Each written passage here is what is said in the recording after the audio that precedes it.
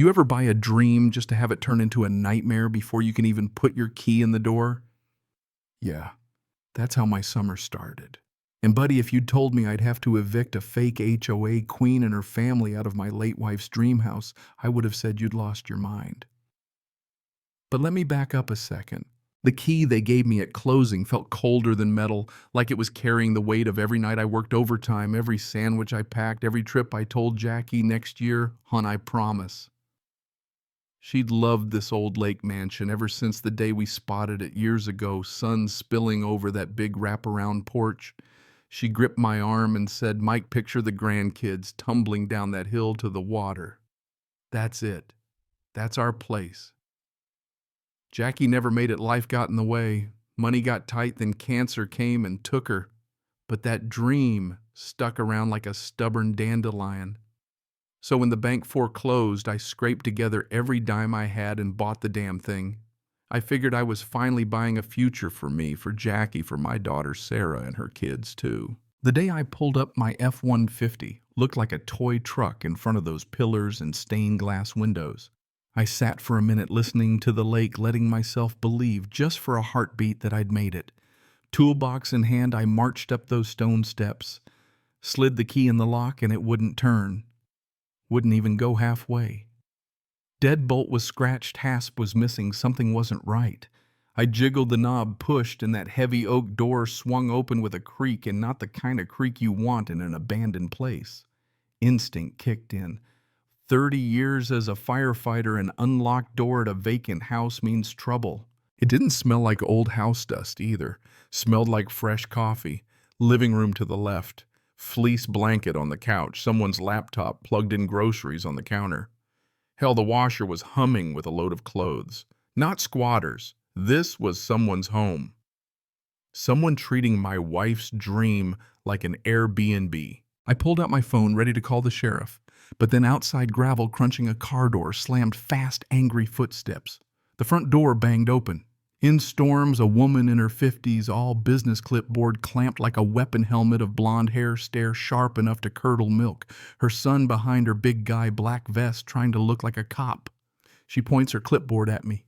"Who are you? What are you doing in my house?" I try to keep it calm, tell her my name, tell her I own the place. She laughs in my face. "No, you don't. This is HOA property you're trespassing." Her son puffs up and says, "I need to leave. Look, I've dealt with every flavor of crazy, but this lady, this was next level." I hand her the deed, tell her I bought the place last week, everything's legal. She doesn't even glance at the paper. "Means nothing," she snaps. "Our bylaws override a foreclosure sale, and this is an HOA matter." She whips out her phone and calls 911. Voice trembling like she's in a horror movie. "Yes, officer, there's an intruder. He's aggressive. He's threatening." Sheriff's deputies show up fast. One's young one's got that look like he's seen enough HOA drama to last a lifetime. Karen, that's what I'm calling her. Because if the shoe fits, puts on the show. Waving her clipboard, shouting bylaws. I wait my turn, hand my deed and license to the older deputy. He runs my info, comes back, and quietly pulls me aside. "Mr. Granger, your deed's solid. The house is yours, we know that. But Mrs. Whitmore has done this before. There's a dispute about HOA boundaries. She's claiming residency, so unless you get a court order, it's a civil matter now. Get a lawyer, document everything." He hands me my papers, tips his hat, and leaves. That's it. Karen's got her victory grin on. "You heard the officer, now get off our property." She slams the door in my face, my own door. I trudge back to my truck, heart pounding, hands shaking.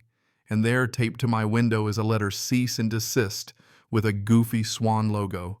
Says if I come back, I'll be sued. But here's where it gets wild. I did my research. There's no functioning HOA here, not for years. Karen just picked up where the developers left off, made her own letterhead, and moved herself in. She's running a paper kingdom. I drive away numb, gripping that crumpled letter. All I can think about is Sarah. Her husband died overseas. She's been struggling, and this house was supposed to be our new start. Now it's slipping away. I call her, voice shaking, try to explain. She says, "Dad, maybe it's not worth it. We can find another place."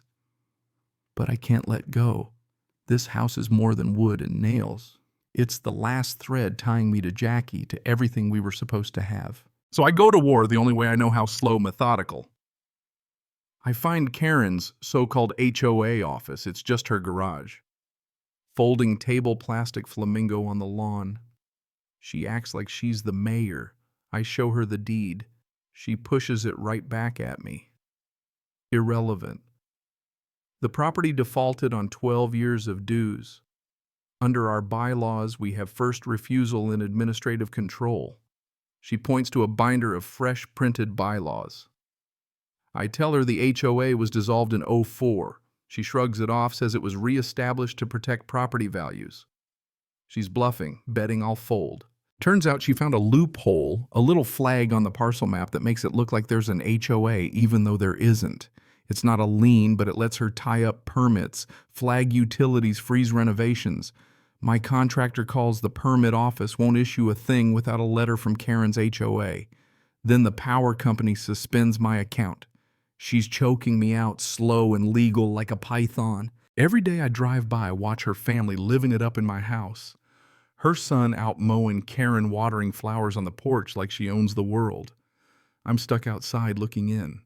Neighbors start treating me like a criminal, won't talk to me, won't look at me, thanks to her email blast calling me a dangerous squatter. Every fine, every threat, every dirty look, I document it all. Build a binder thick enough to stop a bullet. But then a crack old George at the end of the street, he's seen it all. Even got a letter from Karen once telling him his dock was on HOA waterfront. He told her to go pound sand.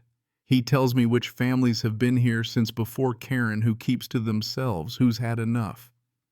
Turns out there's more resentment brewing than she knows. Now I bring in reinforcements. My old buddy Dave Smoke Ramirez, retired firefighter turned land use specialist, digs into her fake HOA filings. I get a fresh survey, and the surveyor finds Karen's fence swallows up 2 extra parcels next to the mansion land she's just been mowing and calling her own. Guess what? They're not hers. Not the HOAs, they're owned by a bankrupt company, taxes unpaid for years, so I pay them off. Now after the grace period, those 2 lots are mine.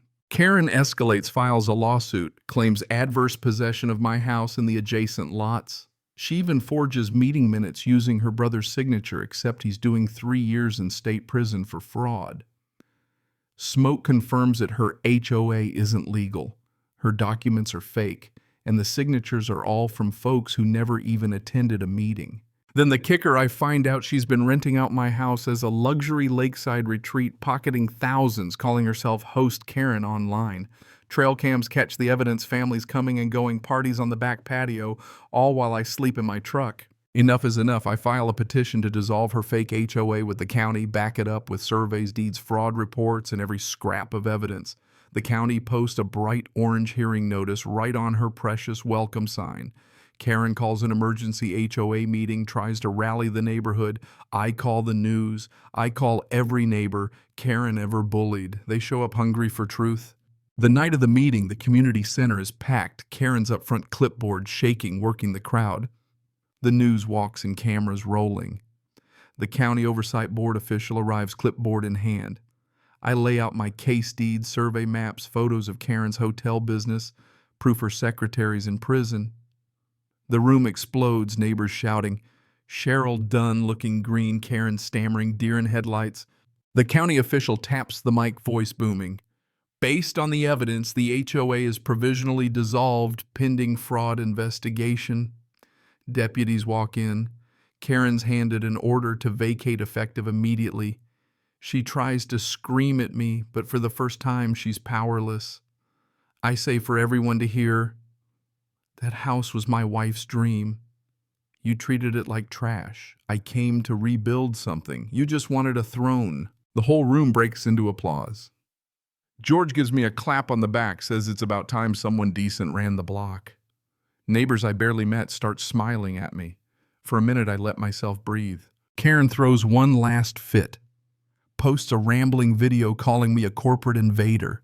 Middle of the night, my trail cam catches her dumping trash on my porch. I hand the footage to the sheriff. Now it's criminal, not civil. When I finally walk back into my house, it feels like a battlefield, scuffed walls and sour air, but Sarah and I get to work. New paint, clean floors, old junk tossed out. We hang a plaque on the new porch swing, Jackie's Lookout. Just 2 lines, but it's everything. We build something new, not an HOA, but a neighbor committee. Just folks, helping folks. No fines, no threats. I fix the property lines, gift the land back to neighbors whose yards Karen tried to steal. The place feels lighter. Laughter comes back, kids play on the lawn. George brings beer and sits with me at sunset. Sometimes I walk down to the lake, skip stones, and remember why I fought. Not for a house, but for a promise to my wife, to my daughter, to myself. Karen tried to build a kingdom on paper. All I did was stand up and say, not today. So here's my question for you. Is justice just about winning, or is it about setting things right for everyone? Tell me where you're watching from and let me know what would you have done in my shoes. And if you believe no one should ever get bullied out of their own home, stick around. I've got more stories to tell.